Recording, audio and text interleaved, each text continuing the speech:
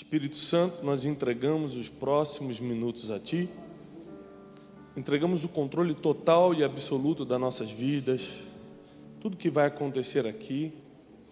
Pedimos que Tu abra agora a nossa mente, que Teu Espírito Santo comece a nos ministrar, antes que a palavra chegue aos nossos ouvidos, que a Tua voz já chegue ao nosso coração. Fala conosco, Senhor. Queremos ser transformados pela Tua palavra, não somos mudados de culto em culto, mas somos transformados de glória em glória, então nós precisamos da Tua glória nessa manhã. Submetemos toda a inteligência humana à sabedoria infinita de Cristo. E que Tu possas, Senhor, dar um destino claro, dar clareza ao nosso caminho nessa manhã.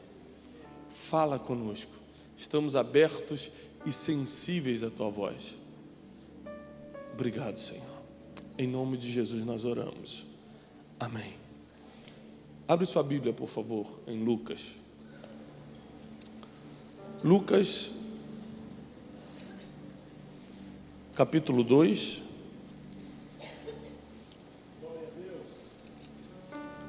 Lucas, capítulo 2. Versículo 47. Eu estou muito feliz de estar aqui hoje. Estou acompanhado da minha esposa. Nós estamos grávidos do 3º filho. Está aí, né, irmão? É cumprindo a palavra. A gente está aí multiplicando mesmo. Graças a Deus, filho pode fazer, né? Deus liberou. Então a gente está fazendo. O objetivo é montar uma ONG. Então a gente está crescendo já. Estamos no 3º.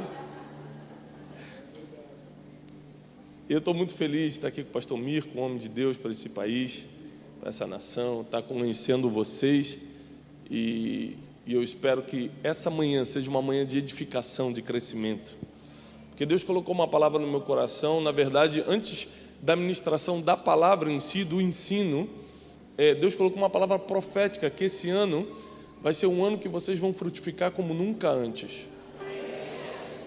Agora, o que é frutificar? O que é dar fruto? Numa linguagem de hoje, seria dar resultado. Quando você dá resultado, você sabe que a Bíblia, cada vez que passa, vem versões mais atualizadas, né? Você sabe que a versão mais antiga da Bíblia, aquele versículo que diz: mais vale o bom nome do que muitas riquezas, lá em Provérbios. Na verdade, o original está escrito a palavra shemen, que é óleo. Então, mais vale o bom nome do que ter muito azeite, porque na época que foi escrito, o azeite era riqueza, o azeite era usado para acender as lamparinas, o azeite era moeda de troca, o azeite era usado para comida, o azeite era tudo. Então, só que não faria sentido colocar na Bíblia mais vale o bom nome do que muito azeite hoje em dia. Então, o tradutor colocou mais vale o bom nome do que muitas riquezas. E muitas coisas estão sendo atualizadas. Antigamente, na versão mais antiga, dizia que você não pode negar um copo de água a um dos pequeninos. Hoje em dia já é a senha do Wi-Fi, já está mais atualizado.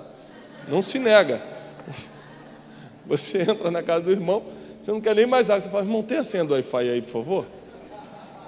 E o copo de água e a senha do Wi-Fi não se nega a ninguém, né, irmão?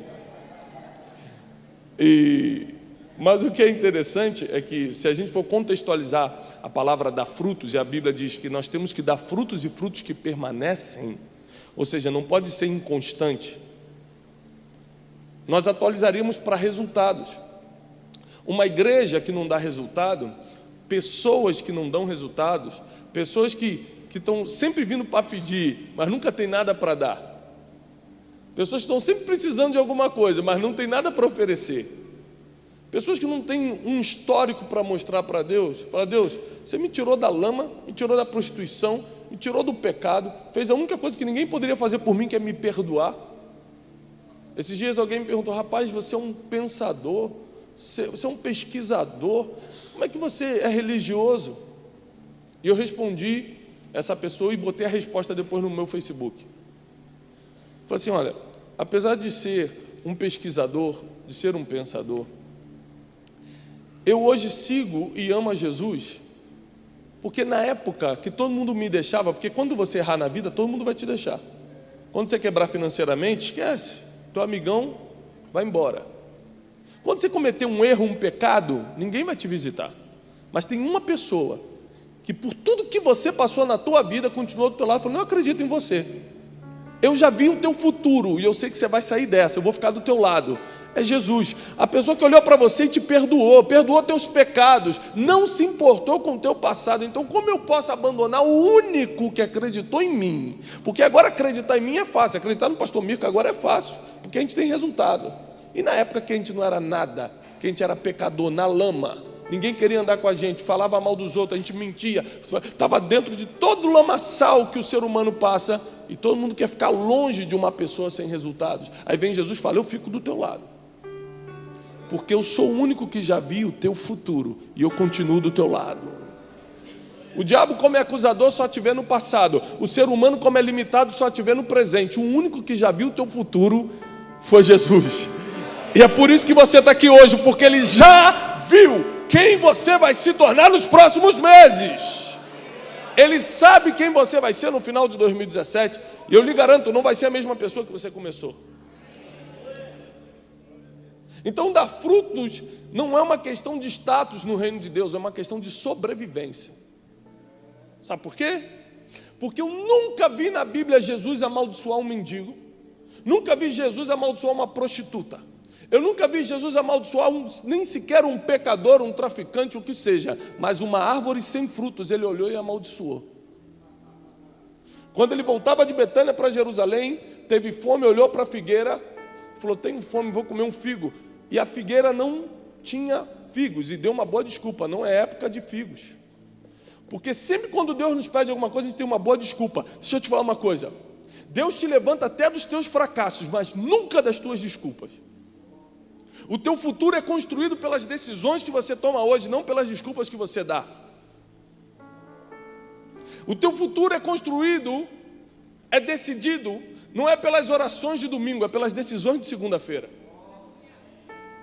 Porque no domingo, irmão, todo mundo é espiritual. No domingo você recebe, sentir, pastor, estou emocionado, estou arrepiado, está forte.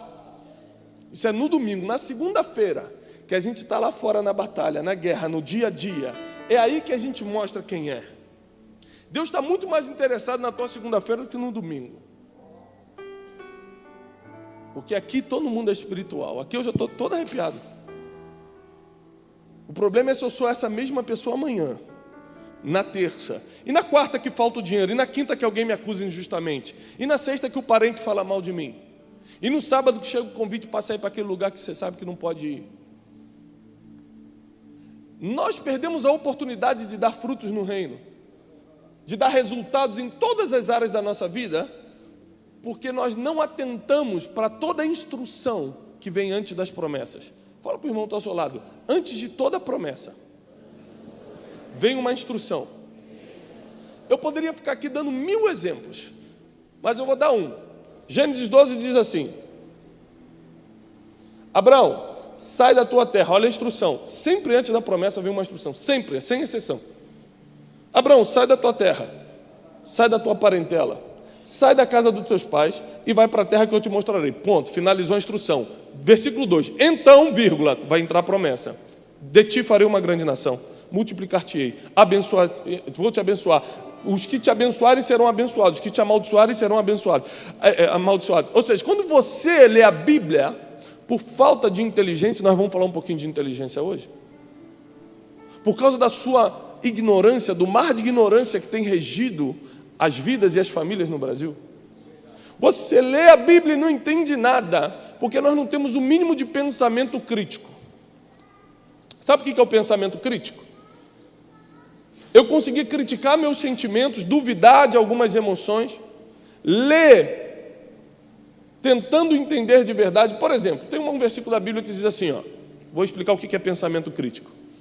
Jesus andando pela praia, viu André e Simão, viu depois Tiago e João, chamou e disse, vinde após mim, e eu vos farei pescador de homens. Aí o versículo seguinte diz, eles deixaram tudo e o seguiram. Qualquer pessoa com pensamento crítico lê um versículo desse e fala, gente, isso aqui é loucura, isso aqui não tem como acontecer.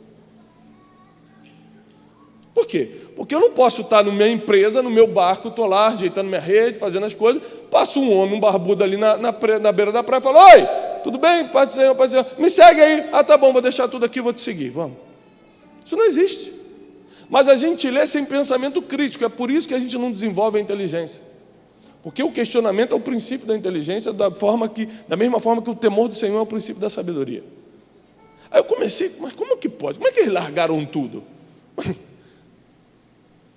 E aí eu cheguei a algumas conclusões, analisando cada versículo, pensando criticamente, porque a gente, como não entende português, por exemplo, a gente acha que questionar é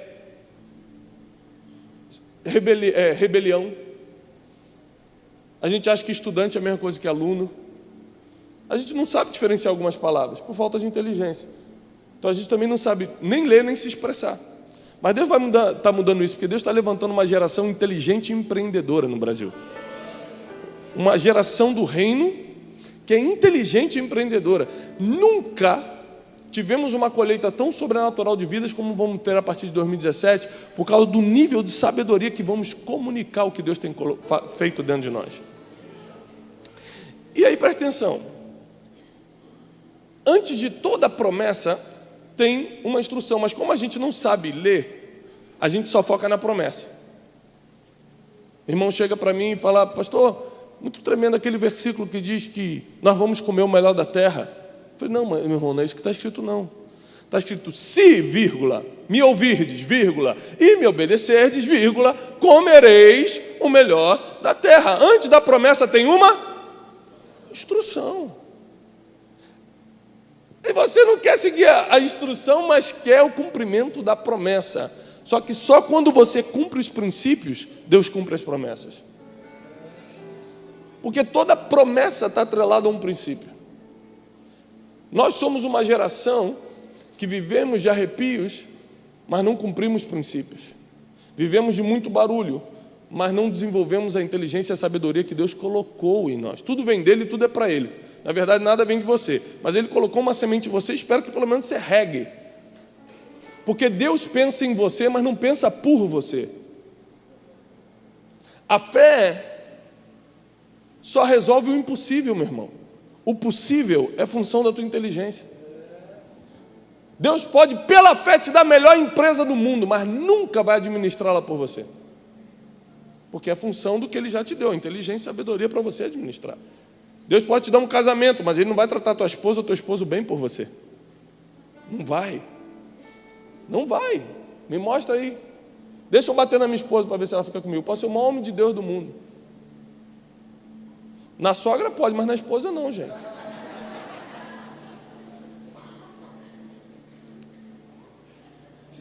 E nós estamos vivendo, sabe o que? De historinha. A gente esqueceu os princípios bíblicos. A gente acredita no que o cara do rádio falou, no que o pastor da televisão disse, no livro que leu, mas o princípio mesmo, nós esquecemos. Um dia chegou um irmão para mim: pastor, tremendo aquele versículo em Provérbios, né? Eu falei: como, irmão? Aquele, pastor: mais vale um passarinho na mão do que dois voando. Irmão, isso não está é Eclesiastes, pastor. Eu falei: não, irmão, não está nem na Bíblia. Porque as pessoas estão vivendo do que os outros falam. Eles não estão indo direto na fonte. A água da fonte sempre vai ser mais limpa do que o rio. E tem gente querendo mergulhar no rio. Eu quero mergulhar no rio do Senhor. Vai na fonte, que a água é limpa, é cristalina, não tem mistura. Vai na fonte. E Lucas 2:47 diz assim: e todos que o ouviam admiravam-se de sua inteligência e respostas. Aqui nós estamos falando de Jesus aos 12 anos de idade. No versículo 42 do mesmo capítulo diz: e tendo ele já 12 anos, subiram a Jerusalém. Quando a Bíblia cita números, a numerologia bíblica é interessantíssima. Porque quando ela cita números, ela quer te revelar códigos a serem desvendados. Por que 12 anos? Porque um homem só vira homem em Israel ao completar o seu bar mitzvah aos 13 anos. Então a Bíblia queria deixar claro que Jesus era um menino, que Jesus não tinha responsabilidade como homem, que Jesus não tinha como responder por si mesmo. No entanto, apesar de ser um menino, já estava fazendo algo que ninguém poderia fazer, porque dias de desaparecido, foi encontrado não no hospital, não numa delegacia, não no parquinho das pracinhas de Jerusalém brincando, mas ele foi encontrado sendo ainda um menino, ensinando aos doutores da lei dentro do templo em Jerusalém. Deus me deu a oportunidade de ir mais de 40 vezes a Israel. Eu pude estudar com muitos arqueólogos, historiadores, fazer curso na Hebrew University, no Jerusalem Bible Institute. E convivendo com essas pessoas, eu entendi só uma coisa. Interessante, que uma cena como essa não era possível acontecer. Primeiro porque rabino não pode perder tempo com leigos, com quem não é aluno, não pode também perder tempo com pessoas que não estão ligadas diretamente às suas escolas. E aqui fica mais difícil ainda, porque eles não eram rabinos, eram doutores da lei, uma classe acima do rabinato. E Jesus estava com 12 anos sentado ensinando, discutindo, e eles estavam admirados não com os milagres que ele fazia, mas com a sua inteligência. Porque se Jesus começasse só com milagres, que novidade teria? Israel foi uma nação que nasceu em milagres, eles viram o mar se abrir. Jesus não foi o primeiro nem o último a ressuscitar morto. Eliseu e tantos outros ressuscitaram mortos antes de Jesus. Se Jesus começasse com milagres, seria mais um, mas ele começou mostrando a inteligência que estava nele. A inteligência de Jesus era algo sobrenatural, era incomum. E ele deixou à nossa disposição, porque ele é o nosso maior exemplo, ele deixou à nossa disposição tudo o que ele tinha. Infelizmente, a gente focou só no poder e esquecemos da parte natural que nos cabe. É por isso que muita coisa não acontece. Porque a fé só entra em ação. A fé só entra em ação quando você já não pode mais fazer. Quando o diagnóstico chega, não adianta mais você fazer nada. O que você tem que fazer é antes do diagnóstico. Quando a quebra financeira chega na empresa, você só pode chorar. O teu trabalho é administrar o ponto que nunca a quebra chegue. Deus colocou à sua disposição algumas ferramentas e nós vamos estudá-las hoje. E todos que ouviam se admiravam de sua inteligência e respostas. Nós temos que lembrar que Jesus foi um homem, historicamente, não vou nem falar de Jesus como Deus agora, historicamente, um homem que mudou completamente a história, dividiu o mundo. Existe um antes e depois de Cristo, porque ninguém agiu na terra como ele agiu. Há uns 2 anos atrás eu fui dar um curso de coaching e inteligência emocional em Dubai, Israel. Dr. Augusto Cury, que foi meu mentor de doutorado, foi comigo e foi um dos professores. E a gente estava conversando no Getsemane, em Jerusalém, e ele falou assim: rapaz, você já parou para pensar o que passou na cabeça de Jesus 12 horas antes de morrer? Porque qualquer pessoa que sabe que está condenada à morte, ela não consegue parar de pensar, ela não consegue parar de sofrer, ela começa a ter várias psicossomatizações. Mas Jesus estava ensinando os discípulos. Pedro estava cortando a orelha de Malco no Getsemane, ele estava colando a orelha e falando: Pedro, quem vive pela espada morrerá. No meio de uma pressão psicológica que homem nenhum está preparado para ter, Jesus estava ensinando, cumprindo o seu propósito. Porque o propósito de Jesus, a agenda de Jesus sempre foi ensinar. Os milagres aconteciam no caminho. Toda vez que você lê Jesus saindo de um lugar para o outro, ele estava indo ensinar. Jesus saindo da Galileia foi ensinar na sinagoga tal. Saindo de Cafarnaum foi ensinar em Nazaré. No caminho apareciam os necessitados, apareciam quem precisava de milagre e ele curava. Porque quem está na escola de Jesus, quem estava com ele sendo ensinado, nunca estava no caminho pedindo milagre. Você não vê Tiago: me faz um milagre, estou com uma dor de cabeça terrível. Você não vê nem Judas Iscariote, que merecia ter alguma coisa, fala: Jesus, faz uma oração forte aí por mim, tem uma campanha de 7 dias forte aí para mim, não? Porque quem está sentado na escola de Jesus não está pelo caminho pedindo milagre, está fazendo milagre, está realizando os milagres. Então a primeira coisa que eu aprendo é que muito cedo Jesus descobriu para que nasceu, para que estava na terra. O primeiro ponto que eu gostaria que você prestasse atenção, e o pastor só me deu até 2 da tarde, então eu tenho que correr aqui, é o seguinte: dos 97 pontos, o primeiro é o seguinte. Não escutei nenhum glória, hein? O primeiro é o seguinte: descubra o seu propósito. Se você não descobrir a ideia central que rege a tua vida, você não consegue fazer mais nada. Porque tudo que Jesus construiu dos 12 anos para frente foi em cima dessa descoberta. Gente, eu tenho 12 anos e estou ensinando aos doutores da lei. Tem alguma coisa especial em mim? Não é possível. Quando você é surpreendido fazendo algo que ninguém consegue fazer, você está muito próximo a desvendar o seu propósito na terra. Eu descobri que o meu propósito de vida, me fazendo algumas perguntas, eu tenho um livro que eu falo muito sobre propósito, ensino a pessoa a descobrir o propósito, que eu chamo de ideia central permanente. A ideia central e é permanente. Entrou na tua infância, só vai sair quando você morrer. Todos os teus projetos sempre vão girar em torno dessa ideia. Talvez você não reconheça hoje, mas na verdade teu propósito já está dentro de você, está clamando para ser descoberto. Tudo que você faz é em torno disso, você não percebe, porque não descobriu. Quando eu descobri, eu percebi que eu era um treinador, que meu propósito de vida era treinar pessoas.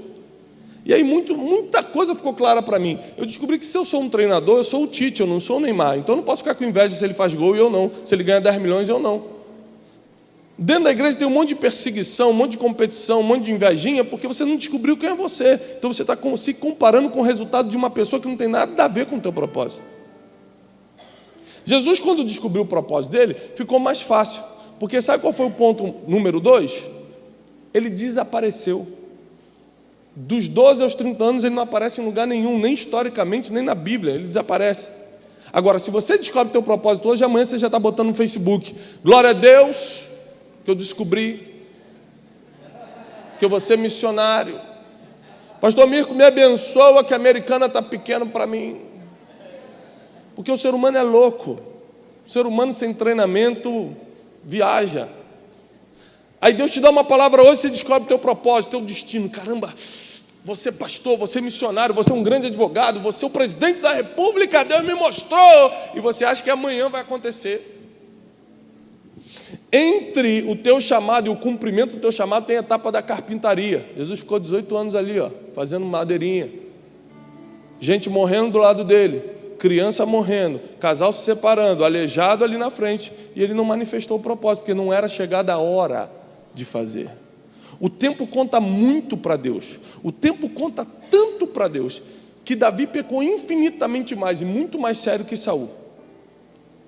Saul pecou somente quando errou no tempo, porque ele sacrificou para Deus, não foi para Mamon, nem para diabo, nem para Baal, para Deus. Ele sacrificou para Deus antes do profeta Samuel chegar. Quando Samuel chega, fala assim: por que você fez isso?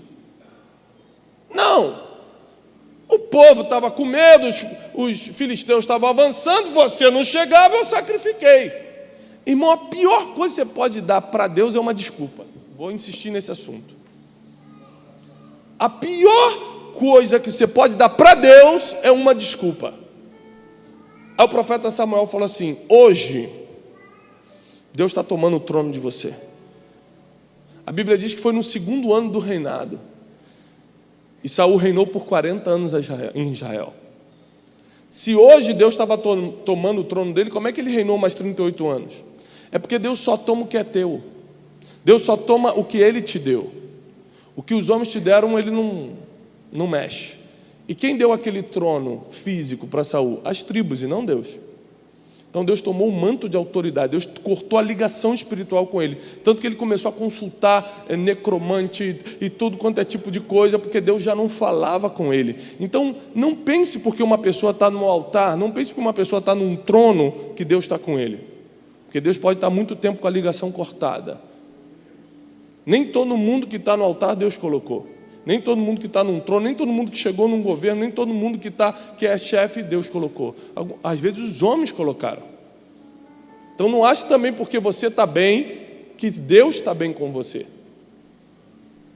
Existe uma diferença muito grande. Jesus, olha como é que o tempo é importante para Jesus. Quando ele estava na tentação, no deserto, o diabo chegou para ele, falou o seguinte: olha, levou ele no alto monte, no alto de um monte. Falou, tudo isso, mostrou as nações da terra, falou, tudo isso eu te darei, se prostrado me adorardes. Posso te fazer uma pergunta, você que é inteligente? Quem é o rei das nações? Ninguém sabe. Quem é o rei das nações? Está na Bíblia. Jesus, muito bem, parabéns. Agora deixa eu te fazer uma outra pergunta. Onde ele comprou as nações? As nações foram compradas. Onde ele comprou? Na cruz, muito bem também, pessoal. Faltavam 3 anos para a cruz ainda. Ele estava no deserto iniciando o ministério.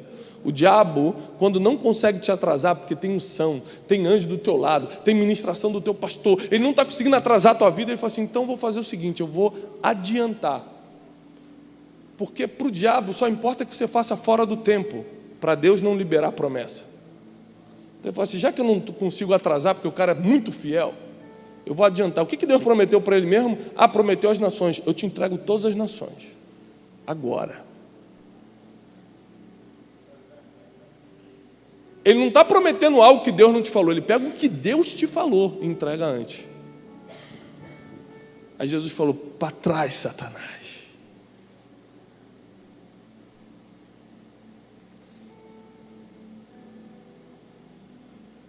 A Bíblia diz que ele enganaria, se possível, até os escolhidos. Sem inteligência, sem sabedoria, você vai fazer muita coisa fora do tempo, achando que foi Deus. Mas eu tinha uma palavra. Você tinha uma palavra, mas não era para hoje. Jesus não tinha esse problema. Ele recebeu a promessa, entendeu o seu propósito e se escondeu por 18 anos para um treinamento. E sabe qual é o melhor treinamento de um ser humano? A sua rotina. Jesus foi viver uma vida normal, tendo que obedecer pai e mãe, tendo que trabalhar para pagar as contas. Tem gente que fala, o dia que Deus me enviar para um treinamento na Nova Zelândia, Londres. Irmão, nada é melhor do que a sua rotina, porque na sua rotina você é quem é. E aí Deus te conhece. Deus treinou Davi na rotina dele como pastorzinho de ovelha. Mandou o urso para ver qual era dele, ele matou o urso. Mandou o leão para ver qual era dele, ele matou o leão. Até que um dia ele falou assim, agora manda o Golias para ver o que ele faz. Para quem não vê Discovery Channel, vou te contar uma história interessante.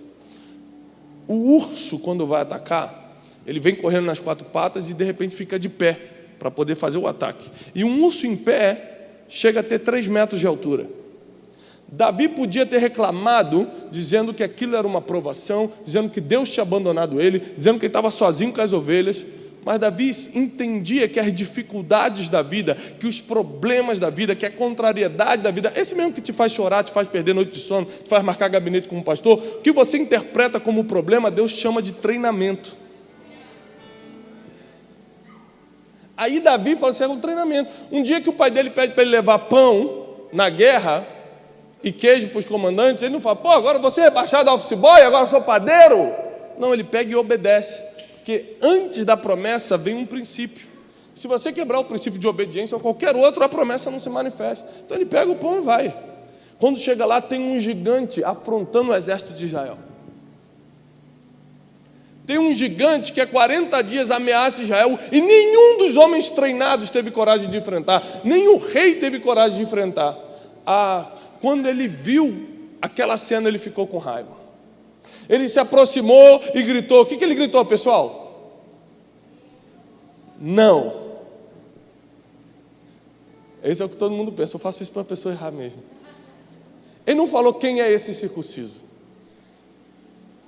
Isso é o que o espiritual faz. Davi, que era natural, ele falou o seguinte, o que vão dar para quem derrubar esse gigante? Porque todo homem só se move em grandes projetos pela recompensa que ele dá. Você fala, eu não, pastor. Eu sou espiritual. Meu irmão, você só vem à igreja porque você quer ir para o céu. Ninguém faz nada sem recompensa. O que vão dar? Quando ele escutou a recompensa, ele falou assim, quem é esse incircunciso? Aí ficou espiritual, irmão. Aí baixou, né? Quem é ele para fazer isso? E tem outra coisa, por que todo mundo estava com medo e aquele menininho não estava? Porque a Bíblia diz que Golias tinha 3 metros de altura. Ele olhou e falou, já peguei um desse tamanho, dá para pegar. O problema que você passou ano passado, o problema que você passou 5 anos atrás, foi uma preparação para o dia de Golias. E Golias é o seu passaporte para o palácio. Então não pense que Deus permitiu porque Ele é mau eu passar por tudo isso. Tudo foi um treinamento, porque 2017 vai começar o ano da promessa, o ano da frutificação. Você vai começar a dar resultado, mas primeiro você tem que descobrir o seu propósito de vida, para você não perder mais tempo fazendo o que não é mais para fazer. Hoje em dia, se chega uma proposta para mim, é fácil dizer sim ou não. Chega um contrato para assinar, é fácil dizer se eu vou assinar ou não. É muito fácil decidir quem anda do meu lado e quem não anda. O convite que eu aceito e o convite que eu não aceito. Por quê? Porque eu descobri meu propósito. Aí fica fácil saber onde eu boto meu dinheiro e onde eu não boto. Porque eu sei, não tem a ver com o meu propósito. Não está ligado ao meu destino. Eu não vou perder tempo com isso. A vida é só uma. Estude a vida dos grandes homens de Deus e você vai ver que eles não perderam um dia sequer fora do seu propósito. Quando a Bíblia diz que Jesus não tinha onde reclinar a cabeça, não é porque ele não tinha dinheiro para comprar, é porque ele não tinha tempo para fazer decoração de apartamento. Ele não tinha tempo, não sei se eu boto esse sofá mostarda, porque ele estava envolvido com o seu propósito. Ele estava envolvido com um destino que Deus tinha preparado. E depois do treinamento, depois que você se entrega a um treinamento, quando você sai, que foi o caso de Jesus, quando ele saiu do Jordão, sendo batizado por João Batista, um relógio começa a contar. Sabe qual é o terceiro ponto? É um prazo, você precisa ter prazo para as coisas. Descobriu o teu propósito e foi treinado, agora em que tempo você vai começar a fazer as coisas? Jesus sabia que ia morrer? Claro, ele avisou várias vezes. Importa que o Filho do Homem seja entregue em Jerusalém. Ele sabia. Então ele sabia que quando saiu do Jordão, que ele tinha 3 anos e meio para fazer tudo o que tinha que fazer. Até Jesus trabalhou debaixo de prazo. Você é empreendedor, empresário, não sei o que, e quer fazer no teu tempo, na hora que você quer, não é assim não. Prazo para as coisas da igreja, prazo para a tua empresa, tudo tem que ter prazo. Prazo para pagamento, prazo para execução de projeto. Tudo que você fizer fora de prazo vai atrasar teu resultado. E dar resultado, dar fruto não é questão de status no reino de Deus, é questão de sobrevivência. Porque se Jesus passar por você hoje e pedir um fruto, meu irmão, tenha um para mostrar. Tenha um para mostrar. E quando você descobre o prazo, como Jesus descobriu, ele já passou para o 4º ponto, que foi formar uma equipe. Porque era muito apertado para fazer sozinho. Deixa eu te falar uma coisa. Não existe registro na história de alguém que foi relevante fazendo algo sozinho.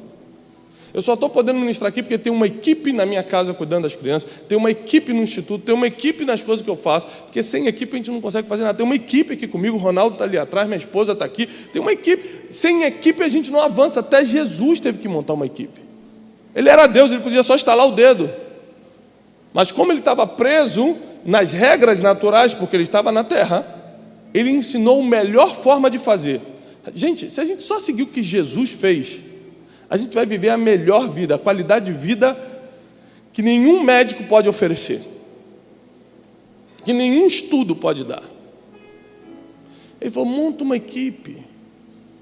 E a equipe nunca vem preparada. Vem Judas que te trai, vem Pedro que grita com os outros. É sempre maluco que vem para perto.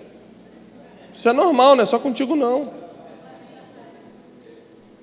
Você tem que aprender com Jesus. Gente que não sabe pedir, Tiago e João andando com eles há anos, chega para eles, Jesus, a gente pode te pedir uma coisa? Pede. Você dá o trono para a gente, um na esquerda e um na direita? Jesus, meu Deus, só tem maluco, gente. Jesus, posso te pedir outra coisa? Sim. Vou mandar fogo nessa cidade queimar todo mundo? Jesus, mas de que espírito vocês são? Esse era o tipo de pessoa que andava com Jesus. Mas foram esses 12 malucos que levaram o evangelho até a Americana 2000 anos depois. 12 pessoas com defeitos, com passado, com pecados, mas treinados. Faziam parte de uma equipe e fizeram a história acontecer. Fizeram a história acontecer. Agora deixa eu falar uma coisa. Como é que Jesus foi selecionando essas pessoas? Passou por Pedro, Tiago e João? Me segue, André, me segue, todo mundo seguiu. Passou por Mateus, o publicano, me segue, ele seguiu. Como foi isso? É simples. 18 anos, morando em Nazaré, que é uma cidade que não é autossubsistente. Ele tinha que comprar na Galileia para poder levar para Nazaré, 17 quilômetros de distância. Então, pelo menos 2, 3 vezes por semana ele descia para a Galileia. Nessa época só tinha 3 empresas de barco na Galileia, e a Bíblia diz que Pedro, Tiago e João eram sócios em uma. Você acha que quantas vezes Jesus comprou de Pedro, Tiago e João? Ele, como agora filho mais velho que assumiu a casa, porque José morreu na adolescência de Jesus, agora ele tinha que assumir as funções de pai. É a tradição judaica. Ele tinha que, por exemplo, pagar os impostos. Adivinha quem era o cobrador de impostos da região? Eu estou terminando um doutorado em business nos Estados Unidos, em negócios. Uma das coisas que a gente aprende muito é: você só conhece uma pessoa quando negocia com ela. Não pensa que conhece alguém até tratar de dinheiro com essa pessoa. Segue um conselho meu. Aquele amigo de 10 anos, amigão, parceirão, faz um negócio com ele para ver se vocês são amigos mesmo. Essas pessoas não conheceram Jesus porque ele disse que era Deus. Elas conheceram Jesus de ficar anos negociando. Jesus era carpinteiro, ele tinha que comprar e vender os materiais dele também. Não é só fazer cadeirinha. Essas pessoas negociaram com Jesus por anos. E quando ele passou e falou: eu sou o Messias, me segue, então falou: ninguém fala como ele. Ninguém tem um amor nos olhos como ele tem. Meu coração queima quando eu estou perto dele. A palavra dele é sim, sim, não, não. Ele nunca faturou em cima de ninguém. Está sempre preocupado que todo mundo saia ganhando. Esse homem não é normal. Vamos segui-lo. Chegou um tempo que nós precisamos imitar Jesus. Aí a gente só quer ver o Jesus com os olhos de chama de fogo, com o pé de bronze, a gente quer ver o Jesus espiritual, o que é lindo. Mas deixa que na eternidade você vai passar a eternidade toda vendo ele. Pega o Jesus que te ensinou tantas coisas nesses 3 anos e meio que manifestou e pratica na tua vida. Sabe por quê? A eternidade é o teu destino, mas essa terra é o processo, meu irmão. Passe bem pelo processo, porque nem sempre o destino é alcançado se você falhar no processo. Você vai para o céu sendo pobre ou sendo rico, basta crer em Deus e ser batizado. Então por que não ser rico? Você vai para o céu tendo muita dificuldade no casamento ou pouca dificuldade no casamento, porque se você crer e for batizado, você será salvo. Então por que não ser um casamento feliz? É porque uma coisa é aceitar Jesus, outra coisa é seguir os princípios de Jesus. São 2 coisas totalmente diferentes. Quando você aceitou Jesus, parabéns, está salvo. Se não fizer nenhuma besteira, vai morrer, vai para o céu, que beleza. Só que ainda falta 40 anos para você morrer. Para alguns, bem menos, mas... Falta 40 anos, o que você vai fazer? Jesus, volta logo, pelo amor de Deus. Vou ficar 40 anos com esse homem aqui, Senhor? Esse traste que tu me deste aqui? Senhor, eu estou no vermelho, 5º mês seguido. Não consigo pagar as contas. Aí entram os princípios de Jesus. Os princípios que você tem que cumprir para ter uma vida equilibrada, feliz, próspera na terra. E esses princípios, tem gente que não aceitou Jesus como Senhor e Salvador e cumpre lá fora. Por isso está vivendo uma vida boa. Porque uma coisa é independente da outra. Tem gente que aceitou Jesus como Senhor e Salvador e não cumpre os princípios de Jesus, leva a vida miserável em todos os sentidos da palavra miséria, não só financeira. E tem gente que nunca aceitou Jesus como Senhor e Salvador e cumpre os princípios. Tem gente lá fora que é muito mais generoso do que você que está aqui dentro e sabe do poder da generosidade. Aí então, Jesus forma a equipe, chama Mateus, chama aquela equipe e parte para o 5º ponto. Ele vai para um planejamento estratégico, coisa que crente não sabe nem o que é. Aí o que é? Isso é língua estranha? Está na Bíblia. Esses dias eu falei uma palavra, eu não lembro qual foi a palavra que eu falei, o irmão falou: pastor, me mostre na Bíblia essa palavra que você falou. Não sei se foi empreendedorismo, alguma palavra desse tipo. Falei: me mostre na Bíblia a palavra Trindade. Você crê na Trindade? Creio, então me mostra na Bíblia, me prova. Não tem. Então existem pessoas. Aliás, deixa eu falar uma coisa, fazendo um adendo aqui. Nenhuma raça na terra é mais xiita do que o crente. O crente é matador, é fofoqueiro. Rapaz, se você tiver ferido, ele acaba de te arrebentar. Eu estou acabando de ler um livro do C.S. Lewis, um grande pensador da década de 40, cristão. Escreveu as Crônicas de Nárnia e muitos livros interessantes. Estou lendo o livro Cartas de um Diabo para o Seu Aprendiz. E aí ele é o diabo trocando cartas com um aprendiz de demônio, e o demônio está comemorando porque está quase matando o crente está no hospital. E aí o diabo fala assim: rapaz, você está maluco? Você não pode encostar no crente. Não pode, rapaz. Não, mas você não vai poder matar. Primeiro, porque a gente não tem permissão. E segundo, porque você vai sujar a tua mão com sangue de crente. Aí o demônio falou para o diabo: então o que eu faço? O diabo respondeu assim: só deixa ele ferido e deixa que a igreja faz o resto. Isso foi na década de 40, 2017. Sabe o que eu estou falando? Se você bota um pensamento no Facebook, vem um cara atrás e começa a falar uma besteira. Não é isso não! Você entra no Facebook do pastor famoso, o cara bota a foto. Vou dar um exemplo simples. Eu não sou nem famoso não, mas vou dar um exemplo meu. Botei foto com as crianças na Disney. Aí vem um crente chito embaixo assim: bonito, hein?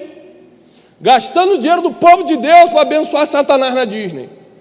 Primeiro, eu não vivo do dinheiro do povo de Deus, eu tenho um trabalho. Segundo, se a gente for levar que tudo é de Satanás, você não vai poder comer no McDonald's, não vai poder usar homo. Teve uma época do satanismo, não sei se vocês pegaram essa época, que não podia nada. Tinha que andar pelado, olhando para o céu, porque tudo era do demônio.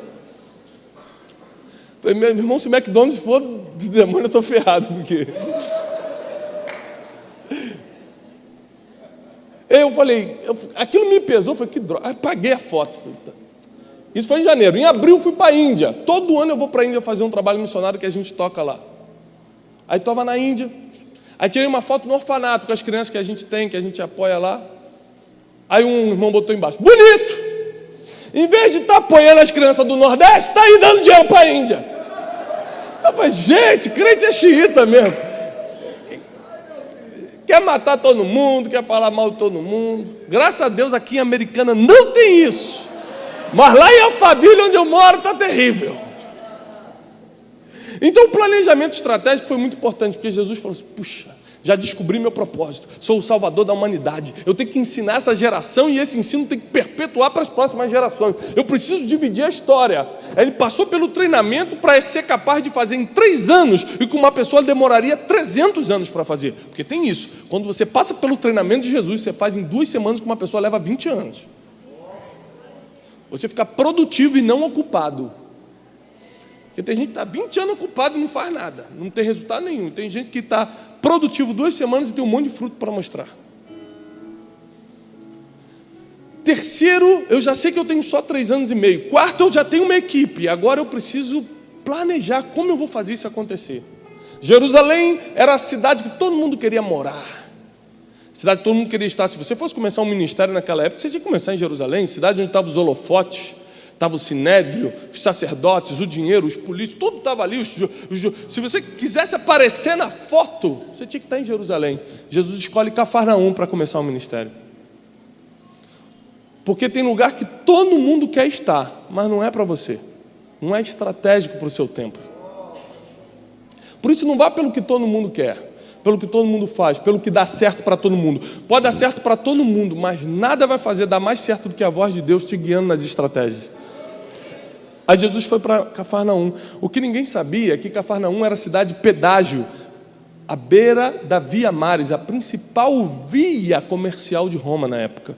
Quem saía do Egito ia para Damasco, quem saía do Oriente ia para o Ocidente, tinha que parar em Cafarnaum para pagar pedágio. Jesus primeiro tinha bom gosto, cidade beira-mar, gostava de morar na praia, qualidade de vida. Mas já que eu vou viver só mais 3 anos, vamos pelo menos viver bem, né, gente? Foi para Cafarnaum. Segundo, Via Maris, todas as caravanas passaram por ali, os comerciantes, as escoltas romanas, tudo passava por ali. Por isso que as pessoas passavam um dia ali, ou para pernoitar, ou para pagar o pedágio, via o que Jesus fazia e levava aquelas notícias para tudo quanto era lugar. Numa época que não tinha Facebook, YouTube, Google, Twitter, não tinha nada disso, não tinha internet. Jesus não podia tirar uma selfie com Pedro, partiu fazer milagres com Pedrão. Não dava.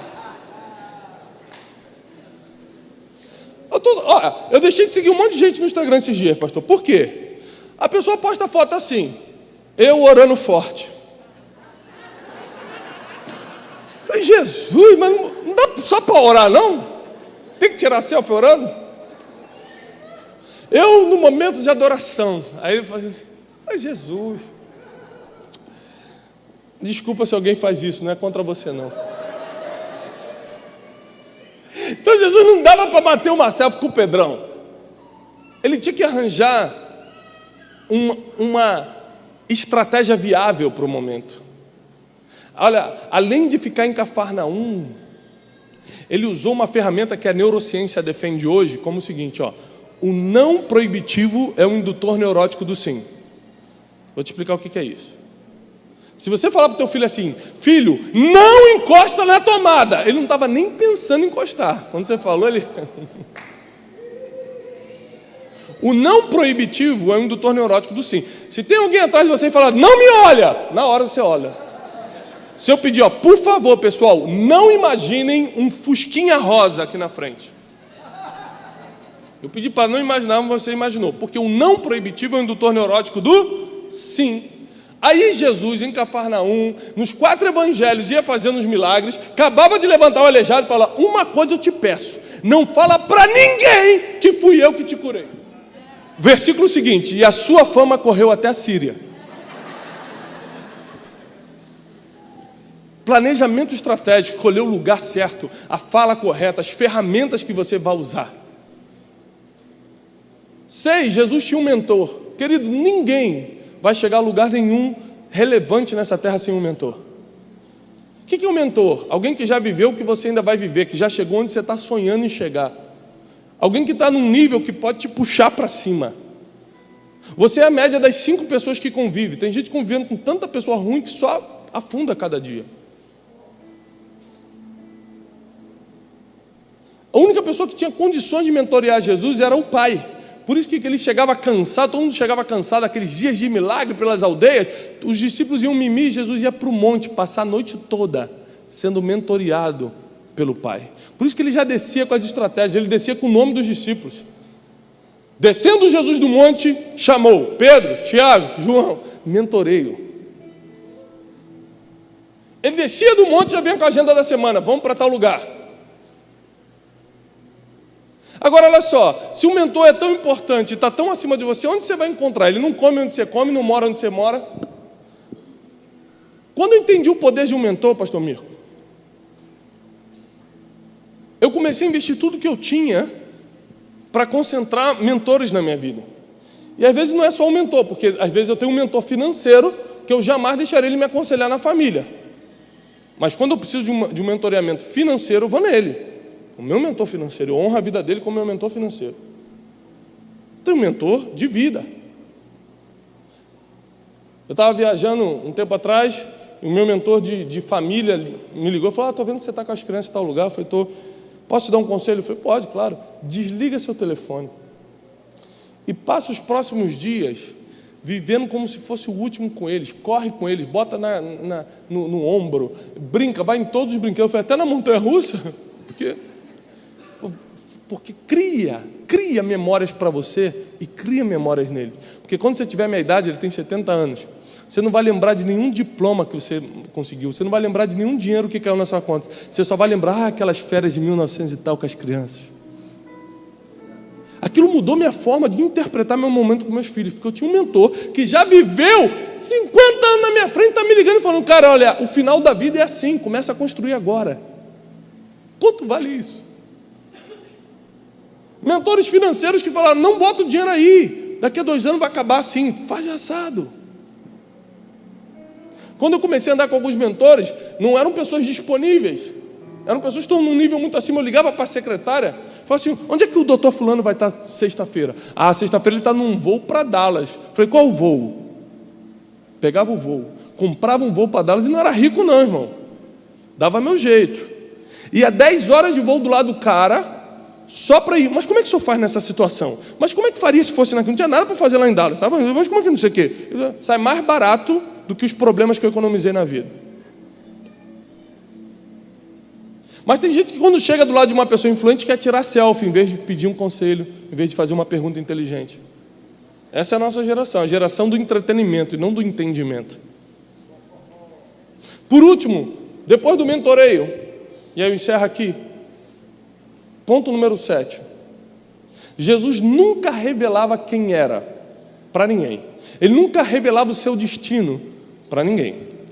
Porque quando você revela quem é você, o teu propósito, o teu destino, você ganha inimigos antes do tempo.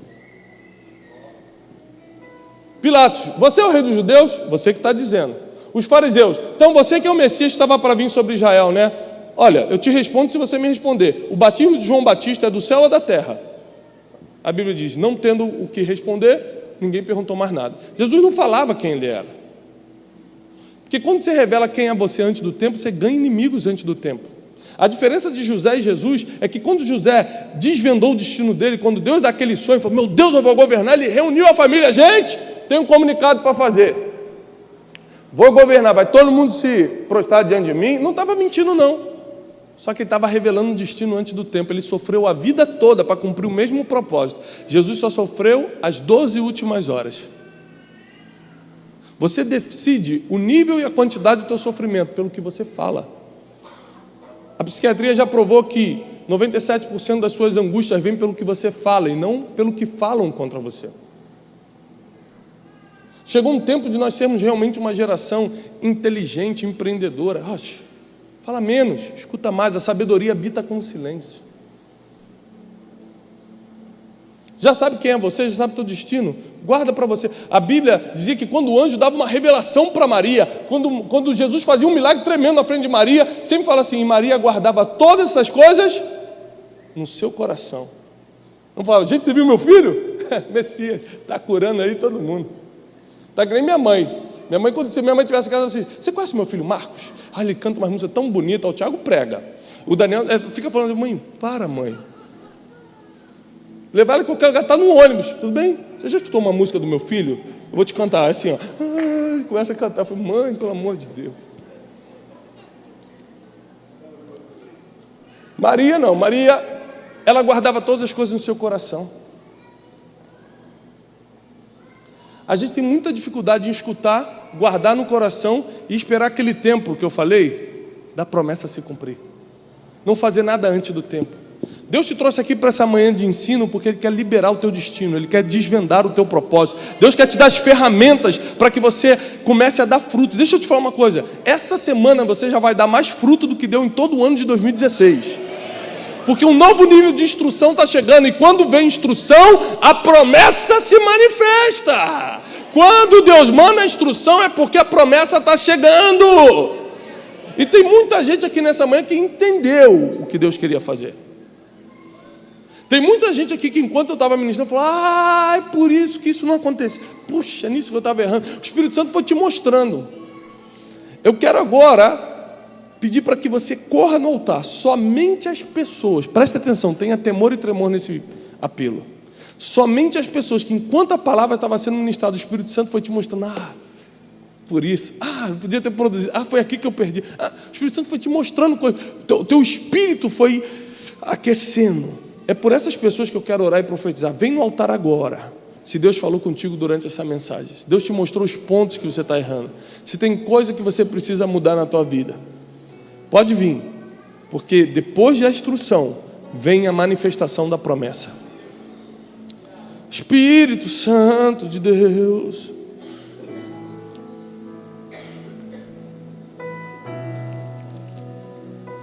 Espírito Santo,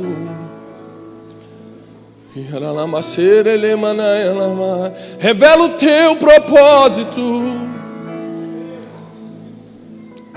Não fuja mais dos problemas. Problema foi feito para ser resolvido.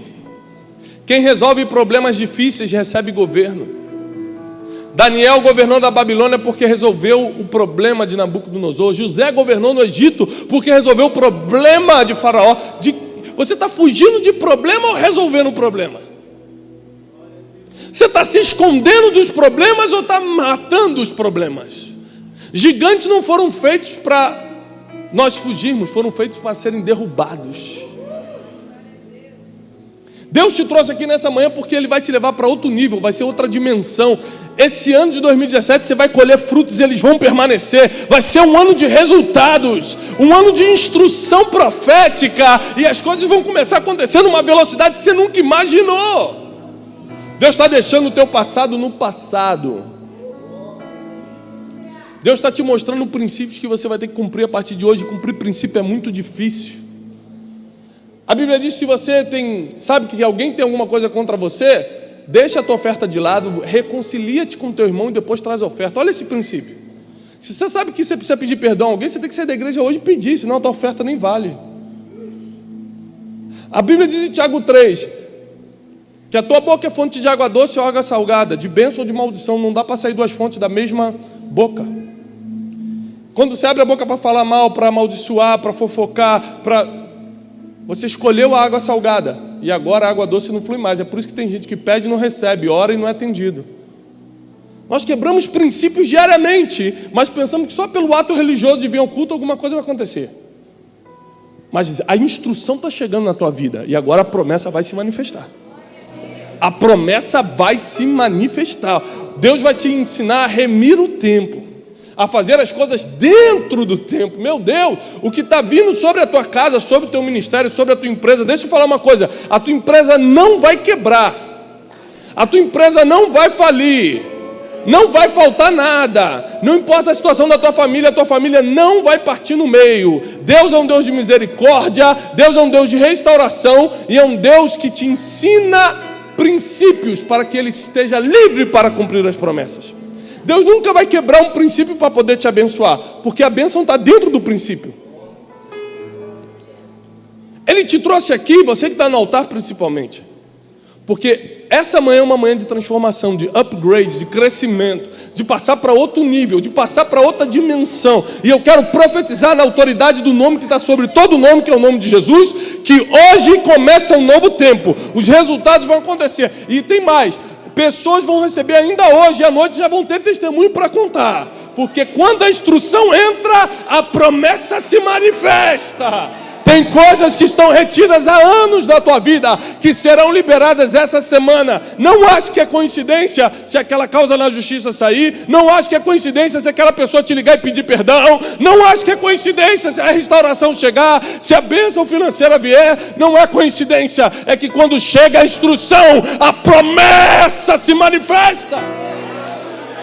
Quando chegam os princípios na tua vida, a prosperidade do Senhor se manifesta. E prosperidade não é ter dinheiro, prosperidade é ter tudo que você precisa para cumprir o teu propósito na terra. Tudo que você precisa para cumprir o teu destino na terra, Deus vai te dar. Isso é prosperidade. Deus sabe que eu preciso de uma família equilibrada para cumprir o meu propósito, então Ele me deu.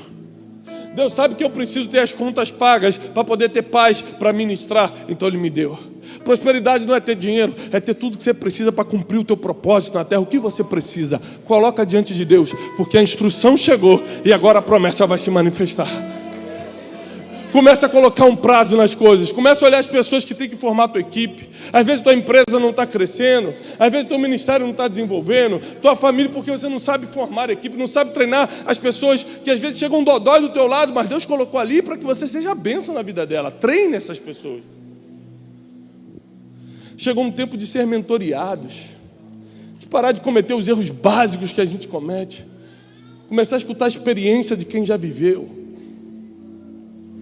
Até Jesus vos comentou.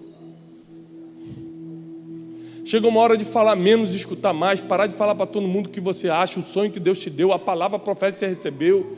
Para de levantar os invejosos. Quanto menos falar, mais longe você vai. Nem tudo é para você postar no Facebook.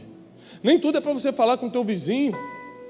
Resolve esse problema emocional que você tem de necessidade neurótica de aceitação. Você quer ser aceito, então você fala para todo mundo. Compra roupa que não pode, parcela carro que não vai dar para pagar. Você faz tudo para tentar se sentir aceito. Deus já te aceitou na cruz. Não tem mais nada que um ser humano possa fazer por você.